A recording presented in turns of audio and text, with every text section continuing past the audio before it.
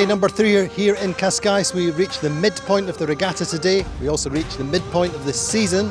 Who's going to win the regatta? Well, that's going to be decided in the next couple of days. Who's going to win the season? Well, nobody is prepared to commit. It's all bets are off. It's so close. Too tight. Can't remember that it has been so close so far. We're going to do our very best, but there's some very good teams here. Regatta, Quantum, Platoon, Azura, all bets are off. Yeah, I wouldn't like to say. We all want to be in that position, but it's too early to say. So many things could happen. You break a mast, you break a kite. It's all on the line. Race 5. The breeze is as strong as it's been all regatta, 25 knots at the windward mark. Same on the start line. Azura win the start, are quickest off the line. Brevetza get away nicely, get out to the right, and Quantum pick their time to go right in the big waves.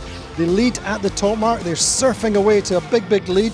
Brevetza are second from Platoon. Down the first run, Quantum stretch away. Azura jibe early and lose out. But through the finish line, that big lead is with Quantum Racing. Second are Brevetza, third Brunello. So at the midpoint of the regatta, Quantum Racing firing on all cylinders, lead by 8 points. Such a contrast with Puerto Sherry last month.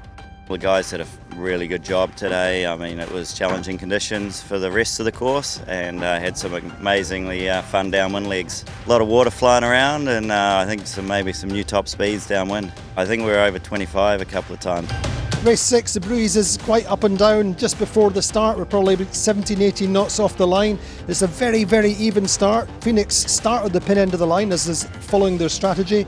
They get a little bit of a lefty early on, and they take their gain to cross the fleet and lead at the top mark. So Phoenix first, Azura second, Brunello third, Quantum Racing down in fourth. Phoenix extend in the waves downwind, great sailing conditions, and then at the top of the second beat, Phoenix still leading. A little bit funky and fluky for the top third of the beat, 60-degree wind shifts. Phoenix hold their nerve, and down the run they still have that lead. Azura and Brunello catching up just a little bit, but having lost out yesterday, this time Phoenix get through the line to make a big win for Hasso Plattner, his first of this 52 Super Series.